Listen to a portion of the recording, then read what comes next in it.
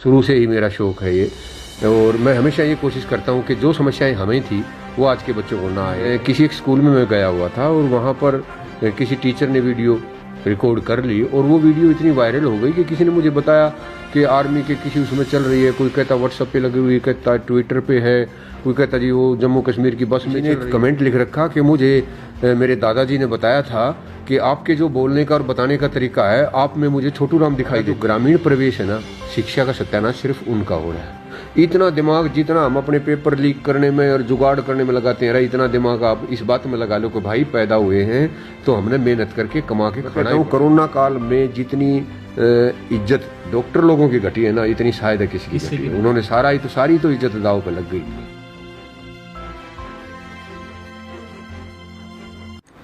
राम राम जी, नमस्कार सभी को। स्वागत आप सभी का मेरे चैनल रोहित चोपड़ा सिंहपुरिया। और मैं उम्मीद करता हूं आप स्वस्थ होंगे और सुरक्षित होंगे।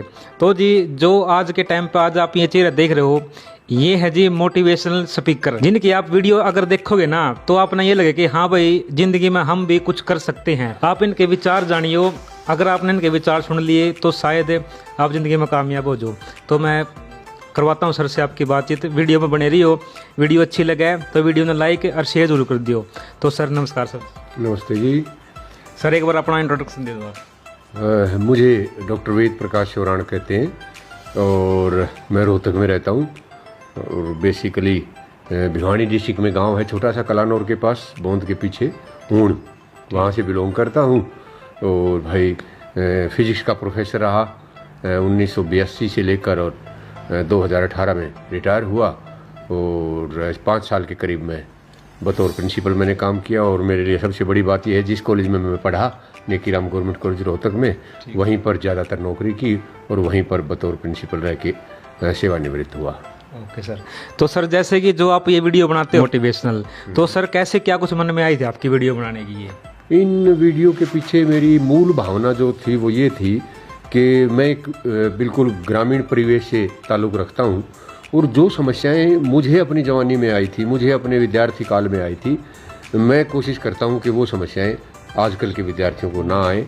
और इसी उद्देश्य को लेकर मैं गांव में और यहाँ के जो इस तरह की जगह हैं जहाँ हमारे ग्रामीण बच्चे पढ़ने आते हैं, जैसे ITI है, पॉलिटेक्निक हैं, कॉलेजेस तो हैं ही, तो वहाँ उन बच्चों के साथ इंटरेक्शन करता रहा हूँ। शुरू से ही मेरा शौक है ये, और मैं हमेशा ये कोशिश करता हूँ कि जो समस्याएं हमें थी वो आज के बच्चों को ना आए। और कई बार तो क्या होता है, समस्या का हमें पता ही नहीं होता और हम उस दौरान उसको झेल कर और बाद में जब आंखें खुलती है तब कुछ हो नहीं सकता।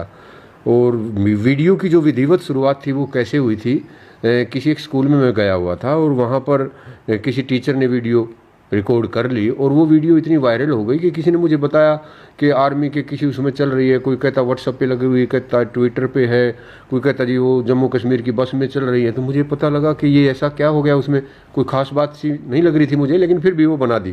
ठीक है सर। वो जब 1 करोड़ पार की तो मैंने ये सोचा कि क्यों ना इसको हम थोड़ा सा प्रमोट करें या औरों तक इस बात को पहुंचाएं।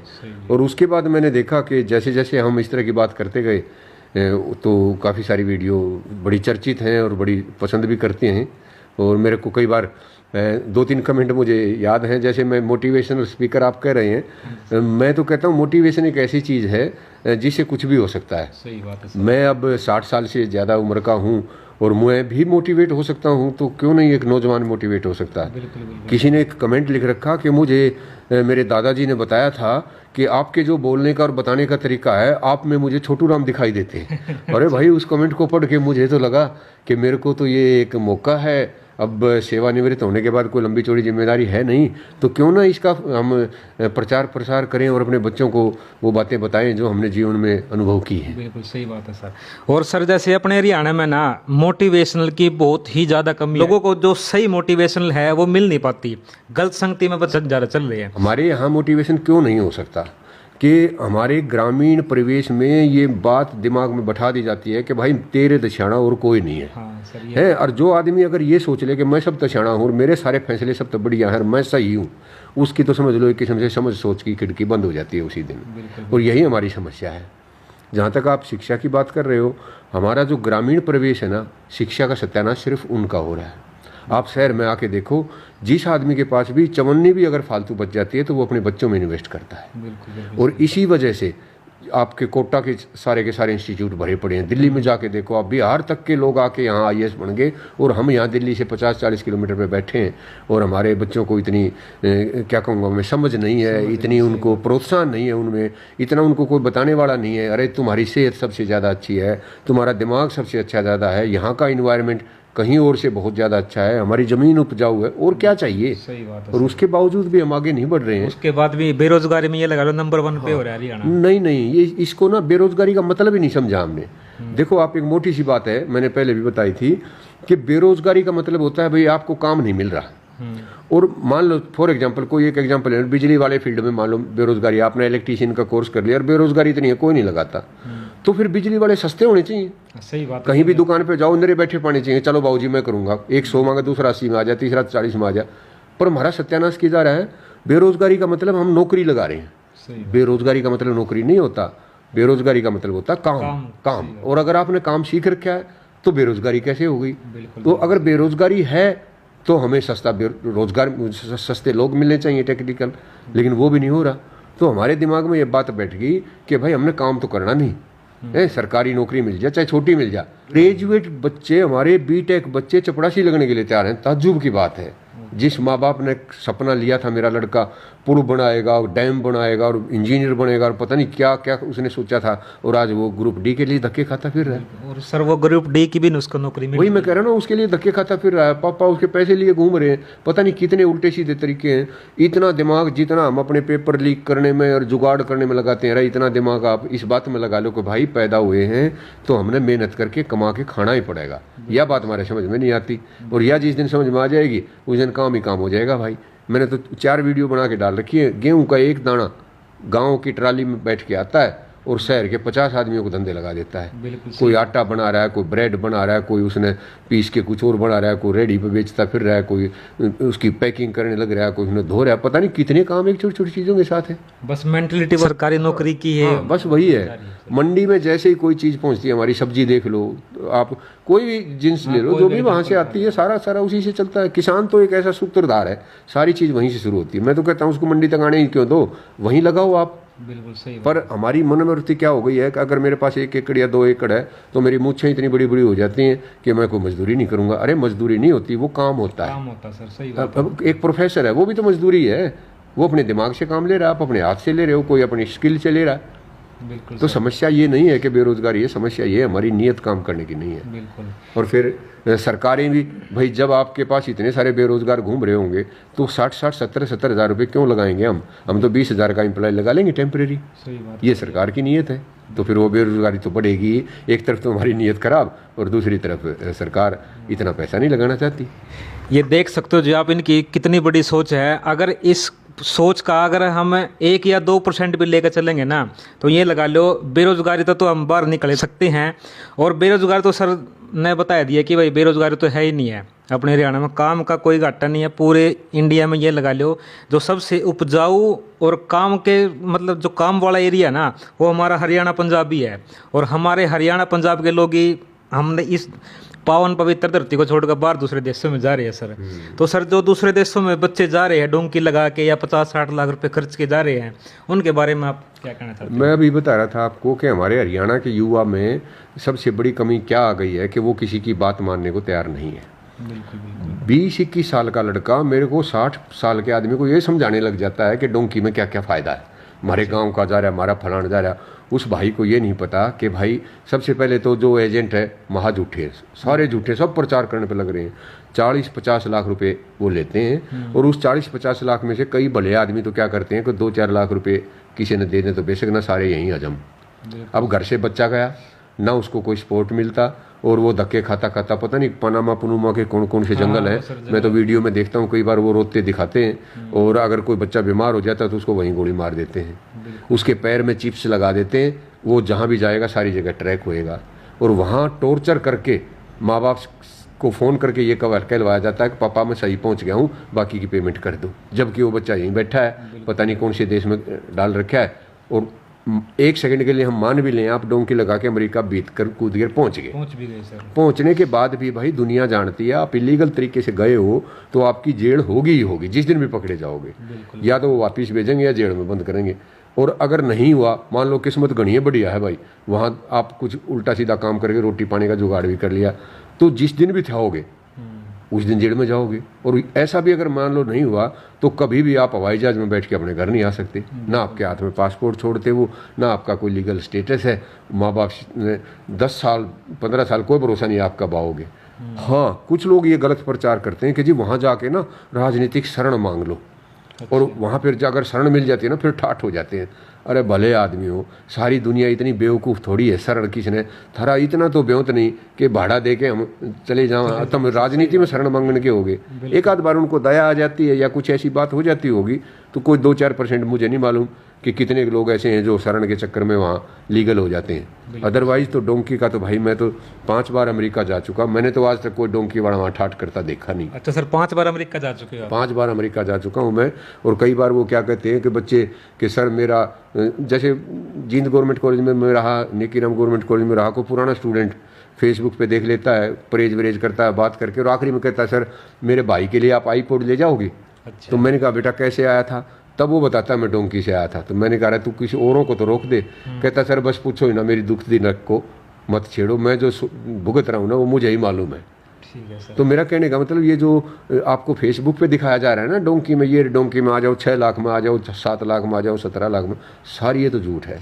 ये तो सर इन्होंने धंधा बना लिया अपना। हाँ, एक हाँ। और बेटा मेरी तो अगर एक सेंटेंस में अगर कोई समझना चाहे तो डोंकी पे जाने से पहले अपने माँ बाप की आंखों में आखिरी बार देख के तब चलना यहाँ से। सर सही। जिसने इतने साल तक पाला है, पोसा है, इतना सारा आपसे लाड प्यार करते हैं, और वो जब भीत कूद के इलीगल हो जाएगा उसके दिल पे क्या बीतेगी, उसके सारे सपने उसी दिन चूर हो जाएंगे। सही बात। अगर आपकी काम करने की नीयत है, 18 घंटे काम अमेरिका में जाके करने की, अरे तुम 8 घंटे अरे कर लो मेरे भाई, यहाँ कौन सा काम की कमी है। बिल्कुल सही बात है सर आप। तो मुझे तो नहीं लगता भाई डोंकी में जाने का कोई 1% भी कोई फायदा है। ये देख सकते हो जापान की कितनी बड़ी सोच है, और सोच भी ये है कि ये एक कड़वी सच्चाई बता दी सर ने आप तय कि भाई जो भी आप डोंकी मार कर जाओ, इसमें देखो वह बात होगा किस्मत की।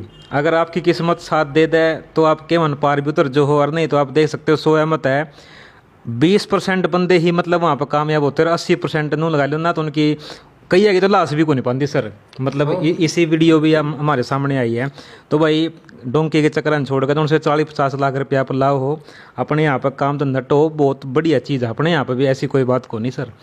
तो सर जैसे अभी बात करते हैं हमारे स्वास्थ्य सिस्टम की, जो कि तकरीबन मेरे हिसाब से तो बेकार सिस्टम चल रहा है, तो सर उसके बारे में आपकी क्या राय है? आपने देखा होगा पिछले 2-3 साल में हम जब बच्चे थे तो ये कहा करते डॉक्टर जो है भगवान का रूप होते हैं। आज हालत हमारी क्या हो गई है, अगर आप किसी भी प्राइवेट हॉस्पिटल में चले गए तो जाते ही मरीज की चिंता नहीं, उन्हें बिलिंग काउंटर पे भेजेंगे कि पहले भाई 2 लाख रुपए जमा करा दे, 50,000 रुपये जमा करा दे। आदमी का बीमारी है या नहीं, उन्हें चमत्कार थोड़ा, उन्हें थोड़ा ना पता इतना खर्चा लगेगा, लेकिन वो उसको तुरंत दाखिल कर लेते हैं। रोहतक के हॉस्पिटलों का कोरोना के टाइम में ये हुआ है, जिस हॉस्पिटल में इतनी ऑक्सीजन अवेलेबल करा रखी थी कि भाई 10 मरीजों को उस पर सस्टेन कराया जाए, भले आदमी उस पर 17-17 18-18 बच्चा लोगों ने दाखिल कर रहे थे, किसी को सफिशिएंट ऑक्सीजन नहीं मिली, नंबर वाइज वो मरते गए और चलते गए। स्वास्थ्य सिस्टम में जब तक हमारी भावना इन्वॉल्व नहीं होती ना, सरकार जितना पैसा लगा के इंफ्रास्ट्रक्चर बनाती है, इतने इंटेलिजेंट बच्चे हमारे इतनी मेहनत करके डॉक्टर बनते हैं, और उसके बाद हो क्या रहा है प्राइवेट सेक्टर में। तो इतना मैं कहता हूँ कोरोना काल में जितनी इज्जत डॉक्टर लोगों की घटी है ना, इतनी शायद है किसी की घटी है। उन्होंने सारी तो इज्जत दाव पे लग गई। मैं एक डॉक्टर साहब हैं मेरे दोस्त, मैंने उनके सामने ये बात कह दी तो कहने लगे प्रिंसिपल साहब आपने कह तो दिया डॉक्टरों की इज्जत कम हो गई, आपने ये नहीं देखा कि ये जो प्राइवेट हॉस्पिटल हैं ये इसमें तो बहुत थोड़े % ऐसे हैं जो डॉक्टर इनके ओनर हैं। ओनर तो कोई और है, हमारे को तो नपी तुली तनख्वाह मिलती है। फिर मैंने कहा जी तनख्वाह नहीं मिलती, अब बुरी बात तो बुरी होती है, आपके भी टारगेट कर रखे हैं, इतने ऑपरेशन करेगा तो इतने पैसे मिलेंगे। सही बात। आज से पहले आप याद करके देखो जब हम पैदा हुए थे कितने सिजेरियन ऑपरेशन हुआ करते, कितने हैं, और आज क्या हालत है। हाँ, आज क्या हालत है, प्राइवेट हॉस्पिटल में चले जाओ सिजेरियन के बिना वो डिलीवरी नहीं होती। तो हमारा जो हेल्थ सिस्टम है सबसे ज़्यादा जिम्मेदारी हमारे डॉक्टर लोगों की है, अपने प्रोफेशन के साथ हमें न्याय करना चाहिए।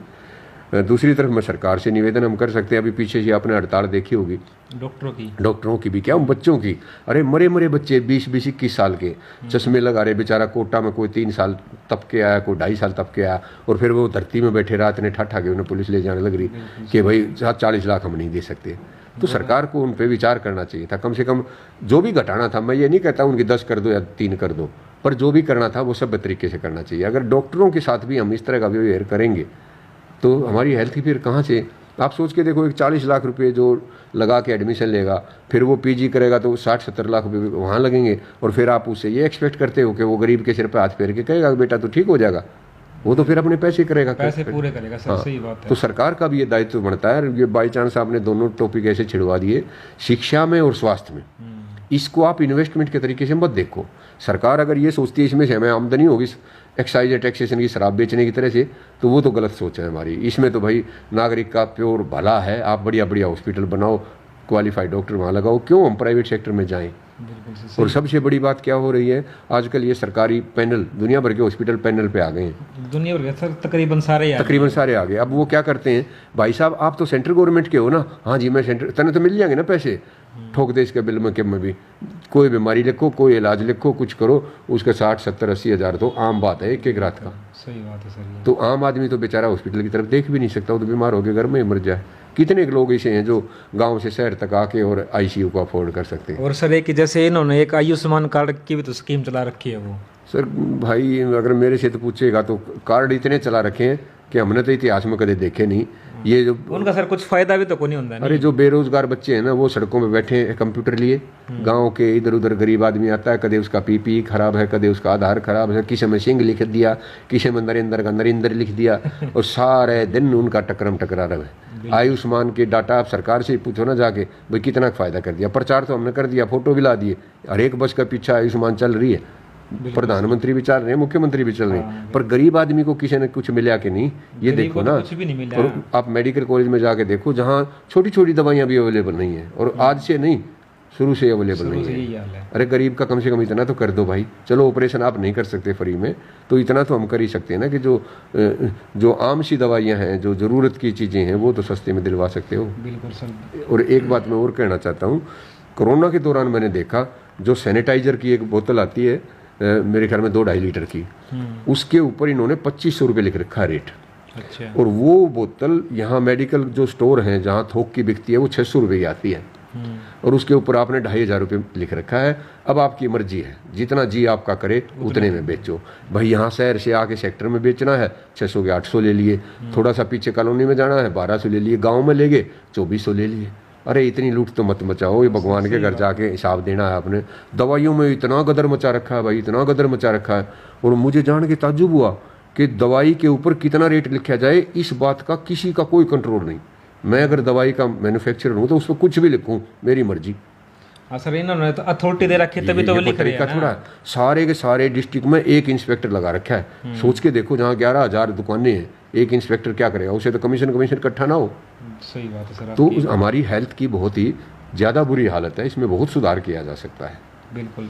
ये सर अगर हमारे हरियाणा के जो स्वास्थ्य मंत्री है अनिल विज जी, अगर आप तक ये वीडियो पहुंच रही है तो सर ने अपने विचार बता दिए हैं। तो सर देखो, थोड़ा बहुत तो अमल करने की ज़रूरत है। आप भी देख रहे हो इन चीज़ों के कि भाई हमारे हरियाणा में क्या चल रहा है क्या नहीं। तो सर रिक्वेस्ट आपसे हाथ जोड़ के हमारे जो शिक्षा और स्वास्थ्य सिस्टम है, कम से कम इसमें सुधार ले आओ, तभी हमारा हरियाणा आगे बढ़ सकता है। बिल्कुल सही कह रहे हो आप। और सर जैसे कि जो बच्चे पढ़ते हैं ना, जैसे सर आपने बताया कि आप फिजिक्स के लेक्चरर भी रह चुके हो, प्रिंसिपल रिटायर हो। एक सर जो बच्चे पढ़ते हैं ना, वे बच्चे पढ़ाई करते वक्त फोकस नहीं रख पाते उस चीज़ पे, तो सर उसका कोई सोल्यूशन बताओ आप। देखो, कोई एक छोटा सा एग्जांपल ले लेते हैं। आदमी का दिमाग भगवान ने हर एक को दे रखा है, उसको हम किस तरह से यूज़ करते हैं। एक छोटा सा मोबाइल आया, जब तक ये मोबाइल नहीं था हमारे पास कितनी चीज़ें नहीं थी।